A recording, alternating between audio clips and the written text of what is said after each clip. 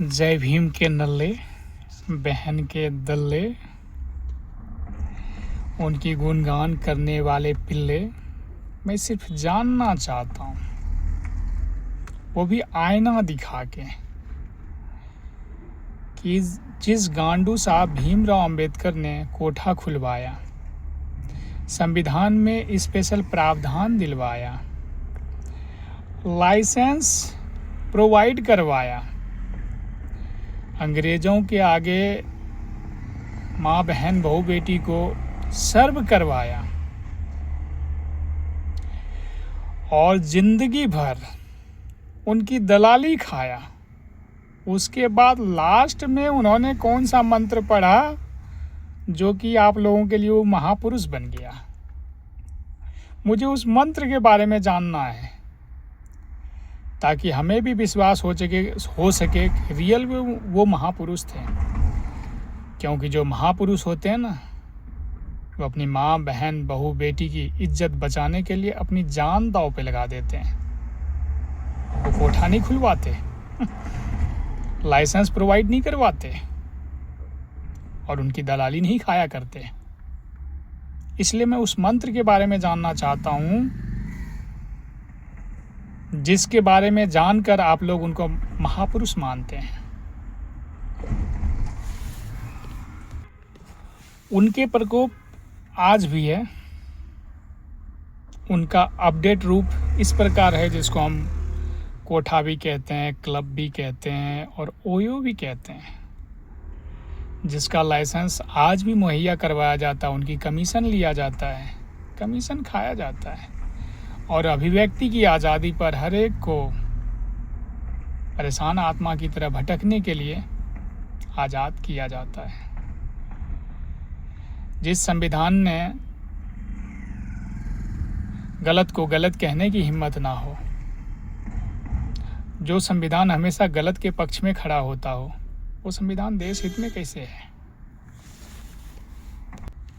एक बात और, जिस माँ बाप ने एक लड़की को 18 साल तक पाला, भाई ने संरक्षण दिया और 18 साल होते ही अगर वो कुछ गलत करता है तो उन पर उनकी अभिव्यक्ति की आज़ादी लागू हो जाता है।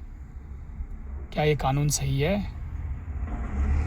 कि 18 साल बात होते ही माँ का कोई वैल्यू नहीं, बाप का कोई वैल्यू नहीं और भाई ने जो संरक्षण दिया उसका कोई वैल्यू नहीं। लड़की जो चाहे वो खुल के कर सकती है, ये उनकी अभिव्यक्ति की आज़ादी है। क्या ये संविधान सही है? 18 साल का मेहनत एक दिन में ख़त्म। सालो जय भीम के नालायकों, विचार करो। हम ये नहीं कह रहे कि हम जो कहते हैं वही सत्य है, ज़रा विचार तो कर लो। गाली देने से थोड़ी सच्चाई बदल जाएगी। ये सार्वभौम सत्य है, जहाँ बोलना है जहाँ रखना हो खुल के रख दो, मुझे कोई फ़र्क नहीं पड़ना। क्योंकि कहते हैं ना, evidence require no proof, I put the fact before you all, whether you believe me और not doesn't matter for me, because the fact is fact.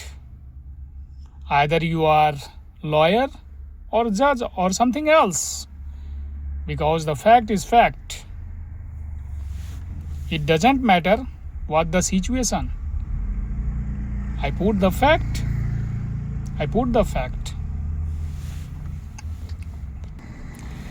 रही बात टारगेट करने की, तो मैं स्पष्ट बता दूं, मैं कोई पार्टी पॉलिटिक्स से हूं नहीं कि मैं किसी को टारगेट करूं। ये ज़मीनी स्तर की बातें हैं और देश बर्बाद होती जा रही है। देश का नागरिक होने के नाते मुझे इतना अधिकार है कि मैं अपनी बातें खुल के रख सकूं। जिसको बुरा लगता है भैया वो संविधान का पालन करे, मेरे ऊपर कंप्लेंट डाले और हम जहां होगा वहां हम लिखित में जवाब देंगे। जज को भी बताएंगे, कोर्ट को भी बताएंगे, वकील साहब को भी बताएंगे। हम पीछे हटने वाले में से नहीं हैं। जो बोल दिए सो बोल दिए। इसलिए हिंदुस्तान का नागरिक हूँ, हमें गलत लगा, हमने अपनी बातें रखी है। अब किसी को बुरा लगे या भला लगे, उससे हमें क्या लेना देना। हमारा काम था अपनी बात रखना, हमने रख दिया। बाकी किसी को चोट पहुँची हो तो उसको मैं अंतरात्मा से सॉरी, पर क्या करें, सच्चाई बोलना पड़ता है।